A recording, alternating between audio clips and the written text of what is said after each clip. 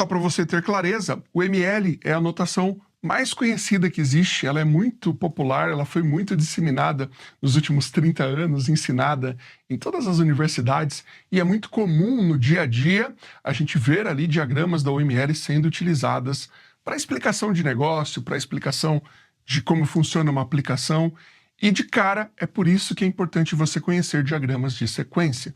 Os diagramas de sequência, eles servem fundamentalmente para, adivinha, ilustrar sequências.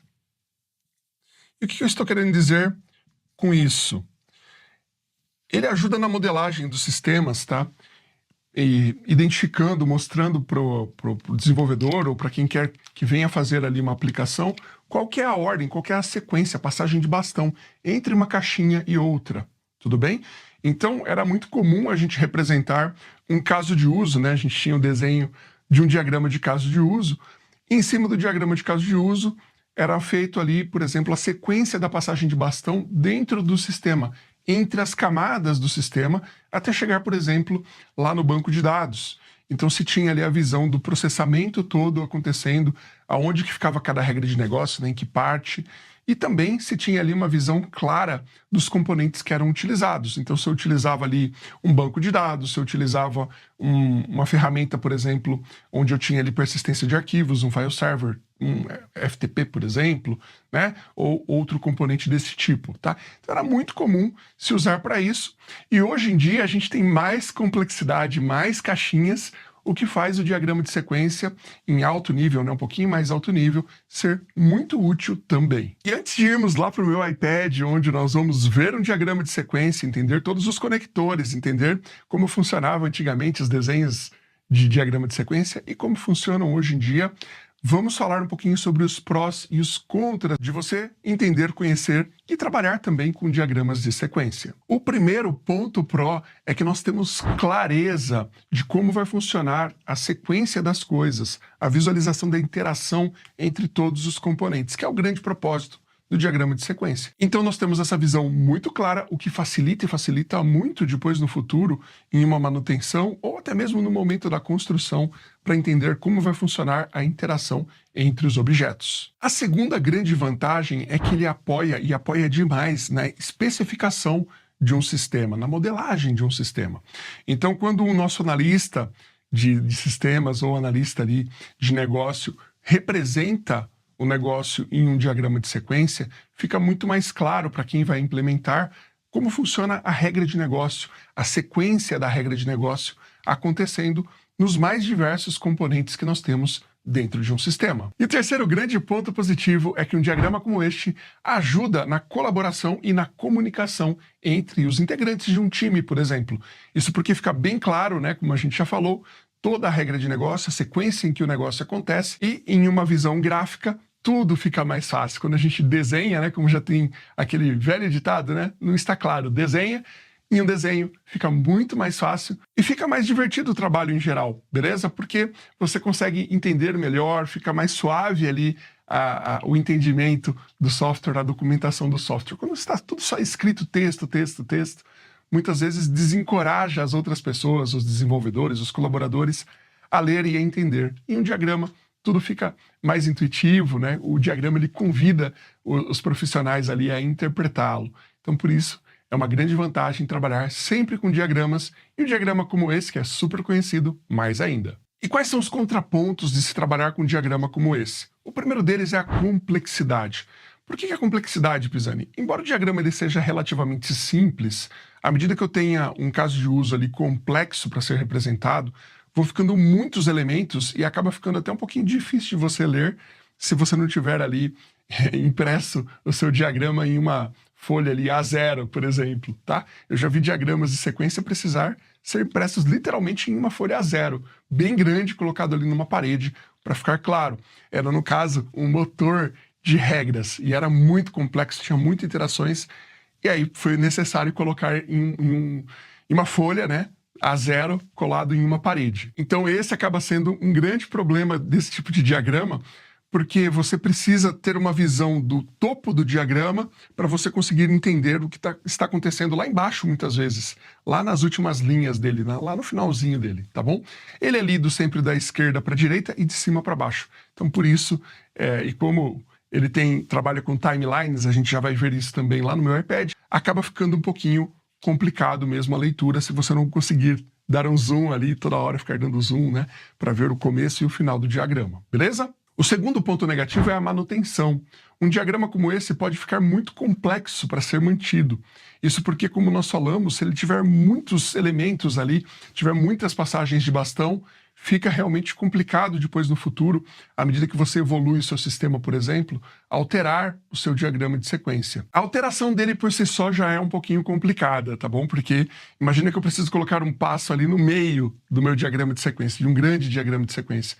Poxa, eu tenho que puxar tudo para baixo, colocar ali no meio, fazer os links. É complicado fazer manutenção.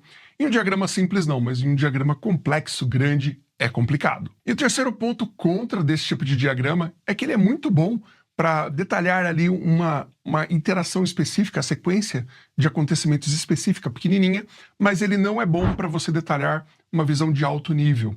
Por exemplo, de como funciona uma arquitetura como um todo. Ele não é ideal para isso, beleza? Legal, então agora chegou a hora de...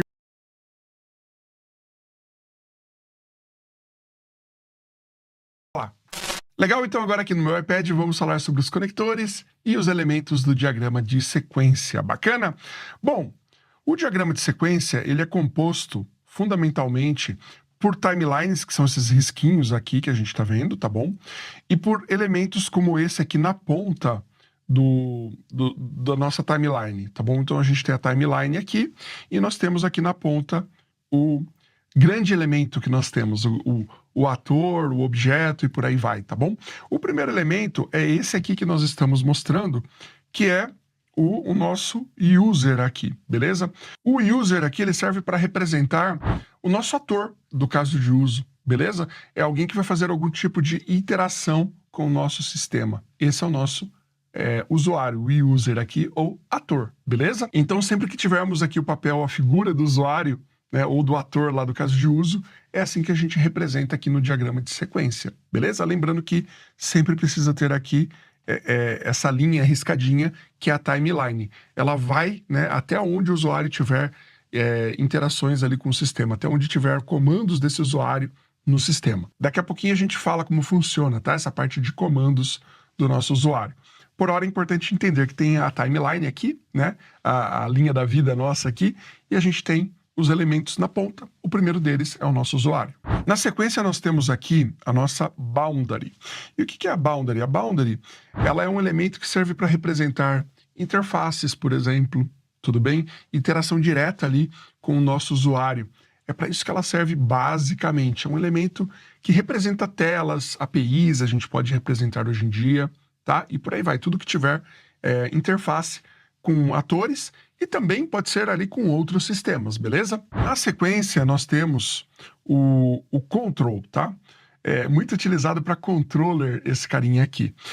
Ele serve para representar a interação dentro de um sistema, o nosso core, tá? A parte interior ali, de repente, de um sistema. Como o elemento anterior era a interface, esse aqui, que poderia ser a tela, tá? Literalmente, esse aqui representa o núcleo daquela aplicação, o centro, onde vai ser processada a informação ali dentro do nosso sistema. Dentro dele aqui, nós temos um exemplo de um elemento aqui que representa literalmente o tempo de execução dentro da nossa timeline, tá? E nós temos aqui também a self-call.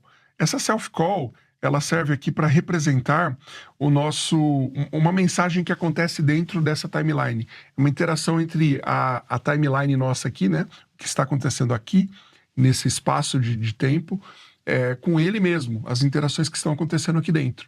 Então, lógico, isso aqui você vai colocar em alto nível, não é cada linha de código que a gente representa, mas a gente consegue colocar o que é mais importante. Faça uma validação de senha, validação do usuário, validação, enfim, de alguma regra de negócio que seja muito relevante, tá? A gente representa assim, dentro da nossa própria timeline, tá? Com uma mensagem que é apontando aqui dela para ela mesma, né? E aí a gente tem esse segundo carinha aqui, que é literalmente, né, uma segunda timelinezinha ali, um segundo objetinho de espaço de tempo, né, em cima do outro aqui, tá bom? Bem, daí na sequência, nós temos aqui o elemento entity. Para que serve esse elemento entity aqui? Esse elemento, ele serve para representar o que é persistido no banco de dados. Então, ele representa ali uma tabela, uma coleção, tá? Um elemento de dados, um objeto de dados. É isso que esse elemento representa, tá bom? E por fim, mas não menos importante, que é mais utilizado em um diagrama de sequência, nós temos aqui o nosso elemento object. Para que serve esse carinha? Esse carinha que ele serve para representar todo e qualquer objeto que eu tenha dentro do meu sistema. É possível também representar outras coisas, que sejam, por exemplo, elementos que eu tenha fora do meu sistema diretamente, como, por exemplo, uma ferramenta de fila ou uma outra ferramenta, um outro componente arquitetural, né, que compõe ali o nosso desenho e que faça parte dessa sequência de ações que acontece ali para resolver um negócio, por exemplo, tá bom? Um caso de uso. Beleza? Bem, então passamos aqui pelos nossos elementos, vamos falar agora sobre os conectores. Aqui, os conectores, eles vão servir para fazer a interação entre os elementos, entre as timelines que a gente mostrou, tá? E também deixar claro como essa comunicação vai acontecer, tá bom? Se ela vai ser síncrona, assíncrona, se é o retorno, beleza? É para isso que os conectores basicamente servem nesse tipo de diagrama. Bem, o nosso primeiro conector aqui é a mensagem, tá? E a mensagem, ela serve literalmente para dizer que aconteceu a comunicação entre um elemento e outra de forma síncrona, beleza? Esse elemento com esse risquinho contínuo que está aqui, ele indica isso, tá? É esse risquinho com essa setinha aqui inteira, tá? 100% preenchida, indica isso, indica que a gente fez a passagem de bastão de um lado para o outro, entre um elemento e outro. Isso pode acontecer na direção contrária, da direita para a esquerda? Pode, tá bom? Eu posso estar tendo a mensagem disparada da esquerda para a direita ou da direita para a esquerda, sem problema nenhum. É ida ou volta, né, de requisição, se isso for verdade, ok? Isso que é importante, que eu tenha a requisição efetivamente acontecendo, o que não é muito típico, né? Normalmente eu tenho o elemento da esquerda fazendo a requisição para o elemento da direita e assim por diante. Esse é o fluxo natural, mas pode acontecer. O que pudesse talvez até mesmo representar um problema de dependência circular, essa ida e volta, tá bom? De um elemento chamando diretamente o outro. Normalmente é com outro conector que a gente coloca ali essa volta, essa resposta da mensagem. Bem, mas como eu disse, é amplamente possível que tenhamos esse tipo de conector, ele funcionando dessa maneira. Bom, vamos para o segundo conector agora. Nós temos aqui o nosso conector de mensagem assíncrona, tá? Que é este aqui. No caso, ele é igualzinho o nosso elemento anterior, só que o que muda aqui? Nós temos aqui uma pontinha, ó, que é aberta, ela não é preenchida, tá? Nós temos a pontinha aberta do nosso conector. Isso indica que é uma conexão, é uma mensagem assíncrona, ou seja, que eu não vou ficar esperando ter a resposta. Então, nesse caso, nosso objetinho ali de time, né, de lifetime, ele é reduzido, tá? Eu demonstro que o tempo meu foi só na requisição e eu não tenho que ficar esperando ali vir a resposta. Então, eu diminuo esse tempo de espera, tá bom? O tempo de espera nosso, ele morre praticamente na requisição. Ok? Então, é para isso que serve esse elemento, para indicar uma requisição assíncrona. Chamei e deixo para lá, né? Daqui a pouco eu vou lá e vejo se eu tenho uma resposta, né? Ou então eu espero essa resposta acontecer de alguma maneira, talvez através de alguma coisa no banco de dados. É algo que eu não preciso ficar esperando. Eu fiz a requisição e solto a resposta depois, se deu certo ou não. Não é algo que eu vou me preocupar agora, beleza? Bem, e aí, por fim, nós temos aqui o nosso objeto, o nosso conector de retorno. O nosso objeto de retorno aqui, né, o nosso conector de retorno, ele serve literalmente para responder uma requisição, tá? E funciona para síncrono ou assíncrono. Uma resposta assíncrona também estaria ok. Faltou falar, tá, que muitas vezes, no caso da mensagem assíncrona aqui, faltou explicar isso aqui, nós temos essa setinha pela metade. É comum ver isso também, tá? A setinha é só com a parte de cima, sem a parte de baixo. Então, só com a parte de cima, ou seja, assim, né? Deixa eu colocar aqui uma representação de como ela ficaria mais ou menos. Assim, tá bom? A setinha dessa forma aqui também representa um conector assíncrono. Faltou falar isso aí. E aí, no caso do retorno, como nós estamos falando, ele é traçadinho, né? E tem aqui a nossa ponta aberta, tá? É dos dois lados, é em cima e embaixo, né? Se colocar só em cima, vai ter ali a conotação de que é assíncrono e fica incorreto no caso de mensagem de resposta, tá? Porque a mensagem de resposta, ela é síncrona e acabou. Não tem como ela ser diferente, tá bom? Então, esses são os conectores que nós temos, bem simples. E agora chegou a hora de falarmos, de vermos, né, esse diagrama, como que ele funciona, ele em ação. Bora lá. Bacana, aqui nós temos então um diagrama que representa um fluxo de login, beleza? É um fluxo bem simples, mas vai ficar claro como funciona o nosso diagrama de sequência. Então, observe que antes de mais nada nós temos aqui o nosso usuário. Esse aqui é o nosso ator, tá? É a pessoa que vai fazer uso do nosso sistema. E como nós falamos, nós temos aqui por baixo, né, uma timeline, tá bom? Que é essa linha pontilhadinha, e o nosso elemento aqui que indica o tempo de espera da nossa requisição da mensagem e da sequência toda que acontece a partir dela. Limpando essa nossa baguncinha aqui, vamos lá, vamos falar então do que acontece entre o nosso usuário e as partes do nosso sistema. Primeiramente, nós temos, depois do nosso usuário aqui, a interface de login. E aqui nós temos o que acontece entre a nossa interface de login. E aí nós temos aqui uma comunicação, né, uma mensagem, que acontece entre o nosso usuário e a nossa interface de login. E o que eu tenho aqui dentro? Eu estou falando, né, eu tenho uma mensagem que ilustra aqui que o nosso usuário está informando o username, né, o login dele e a senha, tá? O usuário e a senha dele. Beleza? Bom, daí entre a nossa interface aqui de login e a parte central, o core do nosso sistema, o back-end do nosso sistema, que é o nosso controlador aqui, eu tenho uma validação de credenciais, tá? Então acontece aqui a validação da senha. Eu peço para o meu back-end validar o usuário e a senha, as credenciais de acesso. Daí o que acontece na sequência? Nós temos aqui o processo de validação, de verificação lá no nosso banco de dados, tá? E para eu representar isso, eu uso esse elemento aqui, a entidade login, né? Então eu tenho o meu controlador indo lá na minha entidade login fazer essa validação, e isso acontece a partir desse processo aqui, onde nós temos basicamente a requisição de ida, né? Então eu tenho a mensagem fazendo ali a consulta das credenciais, e a nossa resposta aqui, o nosso retorno. Observe que aqui nós temos o elemento de retorno, né, que é traçadinho, e aqui nós temos o elemento, a mensagem de ida, que é a linha contínua, com a nossa setinha totalmente aqui preenchida, tá bom? Então tem a mensagem de ida e o retorno. E aí uma outra coisa que é importante salientar aqui, é que nós temos aqui esse espaço de tempo, esse intervalo de tempo, bem menor do que os outros, pode ver aqui, né? Ele é bem menor do que os outros, porque é literalmente o nosso tempo aqui do nosso banco de dados, tá? É o tempo que ele tem aqui de ir no banco, fazer ali o get das informações para fazer a comparação desses dados, tá? Então aqui a mensagem é consulta credenciais. Eu vou lá no banco e consulto, busco usuário e senha, passando, né, as credenciais que eu recebi do meu usuário. Ou seja, talvez o meu e-mail ali, né, ou o meu username e a senha, efetivamente. Para que eu vou fazer isso? Para depois validar se a senha está correta ou incorreta, tá bom?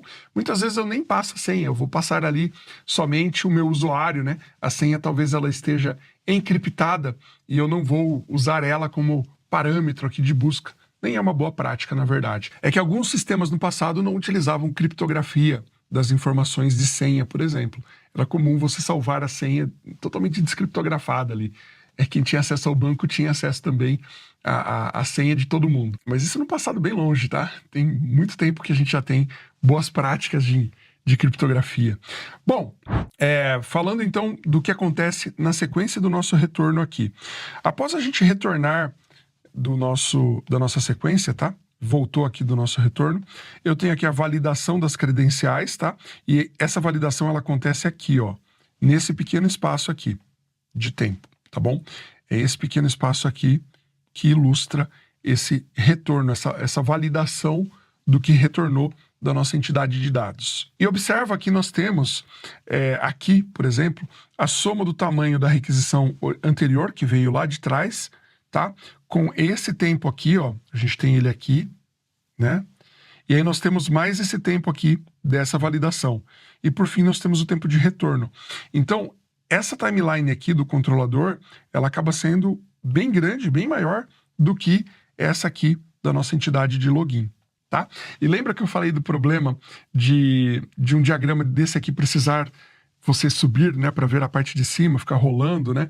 Se esse aqui fosse um diagrama complexo e tivesse muitos elementos, e eu estivesse lá embaixo aqui, né, e falasse assim, poxa, eu quero saber que elemento é esse aqui dessa timeline aqui, eu não sei.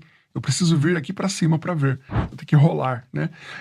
Se tivesse num diagrama na parede, até que não fica tão difícil, mas se as caixinhas forem muito pequenininhas, precisa de uma lupa ali, correr até o topo, né? Para ver ali qual é o elemento, tá? A lupa é brincadeira, mas fica realmente difícil. Vai ficando mais complexo o entendimento e a manutenção. Deixa eu limpar essa minha bagunça aqui. E vamos lá, vamos dar continuidade à explicação. E aí aqui nós temos o nosso retorno, não é? Esse retorno, ele volta aqui para nossa interface de login, beleza? Que é essa timeline aqui. E daqui a gente tem mais um retorno que veio aqui para o nosso usuário.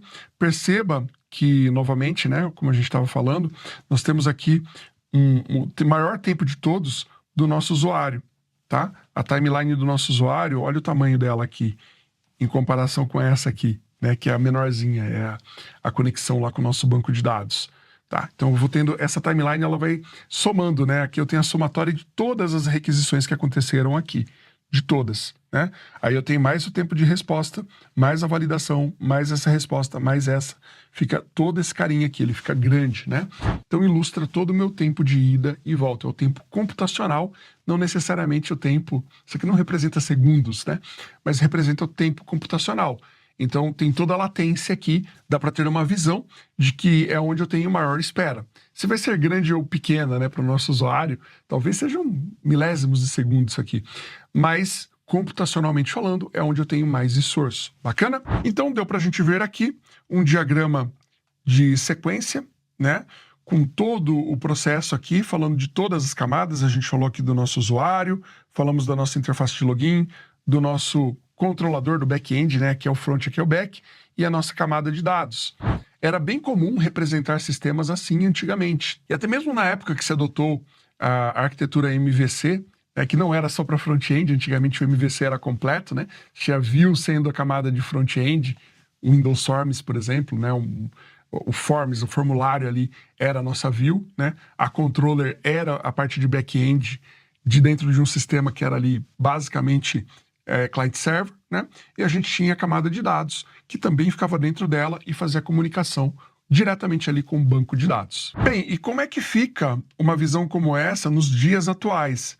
Eu falo para você que hoje, em um mundo onde nós temos microserviços e uma visão mais assíncrona, o que acaba acontecendo? Nós temos aqui o nosso usuário, aí ao invés de utilizar aqueles elementos, né, de boundary, de controller e etc. Aqui eu estou um pouquinho mais alto nível, representando, por exemplo, o meu app mobile, né, que eu tenho aqui o Arc App. Aí eu tenho aqui um BFF de login, e aí aqui eu tenho um IDP, eu tenho um Keycloak, por exemplo, tá? Que é o nosso Identity Provider, que vai fazer a autenticação. Então não tenho mais aqui o meu banco de dados, a interação com o meu banco de dados, fazendo a consulta ali para fazer a validação de usuário e senha. Isso acontece pelo meu Keycloak, tá? Bom, vamos lá, vamos detalhar aqui como que acontece esse fluxo. Antes de mais nada, perceba que aqui nós temos uma timeline menor. Por que essa timeline é menor? Porque essa requisição aqui, ela é assíncrona. Percebe que ela é aberta aqui na ponta, ó? Essa pontinha aqui, ela é aberta, tá? Então ela é assíncrona. Daí na sequência, nós temos aqui uma outra requisição que é também assíncrona, percebe aqui, né? Que é essa setinha também é aberta, né? Que é a validação de credenciais. Aí na sequência, nós temos aqui, através do nosso BFF, ele faz a consulta de credenciais, e aí aqui, ó, é síncrono, beleza? Não é assíncrono, a setinha tá completa aqui. E depois disso eu espero a resposta, ó, veio a resposta do nosso Keycloak. a resposta, como sempre, é uma linhazinha traçada, né? E a pontinha dela aqui aberta, como a gente falou. Então, aqui eu tenho a soma, né, da timeline. Deixa eu mudar a cor desse carinha para ficar um pouquinho mais fácil de ficar mais visível aqui a nossa timeline, né? A timeline ficou maior, né? E aí aqui eu tenho uma segunda parte do nosso timeline, que é aqui a validação da credencial, né? Das credenciais aqui do usuário e senha, tá? Essa validação, na verdade, ela poderia acontecer aqui no nosso Keycloak, tá? O ideal seria ela acontecer aqui, tá? E não aqui. Nesse desenho, nessa ilustração, embora esteja tudo bem, tá? Talvez eu tenha aqui algum tipo de dispositivo para fazer essa validação. O ideal é que acontecesse aqui no Keycloak e ele fosse maior, tá? Bom, daí nós temos aqui o nosso retorno, né? Que é a devolutiva aqui para o meu usuário. Percebe que aqui, de novo, né? Eu tenho essa resposta aqui acontecendo em um espaço de tempo pequenininho, que é só o tempo de resposta mesmo, a volta aqui para o nosso usuário. E tudo aconteceu de uma maneira assíncrona. Então eu não fiquei segurando o meu usuário, solto o meu usuário para fazer outras coisas. É lógico que no login eu vou precisar esperar para poder entrar no sistema. Mas uma outra coisa, é muito comum que esse tipo de processo, né, processamento assíncrono, faça sentido, tá? Para as aplicações atuais, para as aplicações modernas, onde a gente tem BFFs, APIs, microserviços, tudo acontecendo de forma assíncrona. Então, Ark, deu para perceber que um diagrama como esse pode ser aplicado nos dias atuais também, para uma aplicação que seja microcomponentizada, né, orientada a microserviços. Com BFFs, APIs, microvirtualizações, microdatabases, é possível representar em um diagrama de sequência.